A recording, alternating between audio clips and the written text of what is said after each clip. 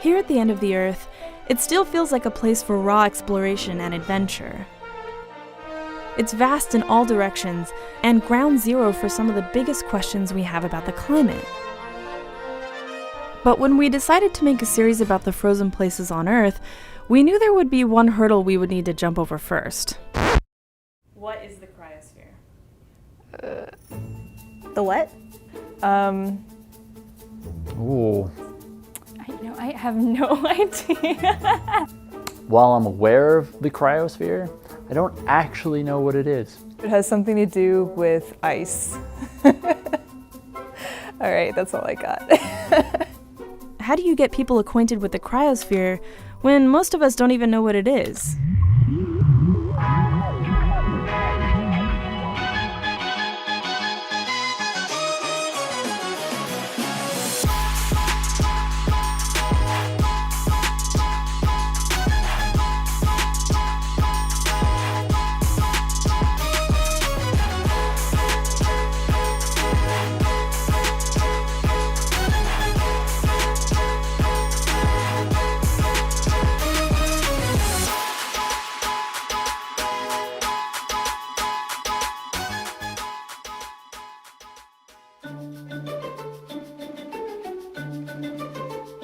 Hey, so here we are in Washington, D.C., standing on the roof of NASA headquarters. That's the Capitol building right behind me.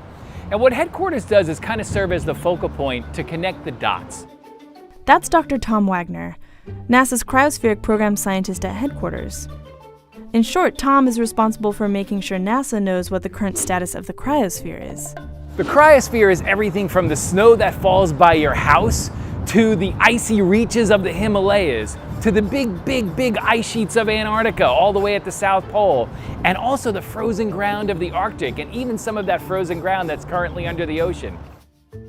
If you had to break it down, you'd have a mix of sea ice, snow cover, permafrost, ice sheets, and glaciers. Right now, our best predictions are that sea levels will rise anywhere from 1 to 3 feet within the next 100 years.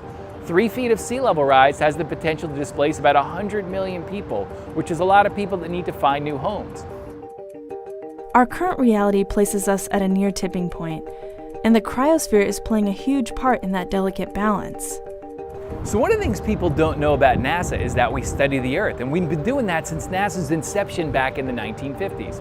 And we study the frozen part of the Earth in a variety of ways. Missions like SNOW-X, Airborne Snow Observatory, Oceans Melting Greenland, Operation Icebridge, Arctic Boreal Vulnerability Experiment, and countless other labs and individual researchers stand at the forefront of monitoring the cryosphere. But this year was a particularly big year. 3, 2, 1, and liftoff of GRACE follow-on, continuing the legacy of the GRACE mission of tracking the movement of water across our planet. 2 state-of-the-art satellite missions are being launched in a single year as part of a major attempt to understand Earth's frozen places. Our scientists are answering hard questions, sharing stories from the field, and giving their best predictions for what we can expect of a warming world.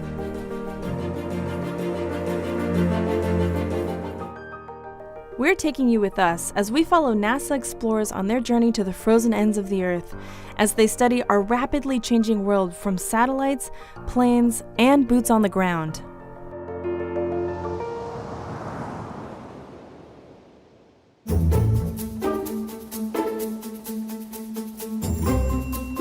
What we can do really well from orbit is we can tell when a surface of land is covered in snow. What's tricky is though, how thick is that snow? And it's even trickier how much water is in that snow.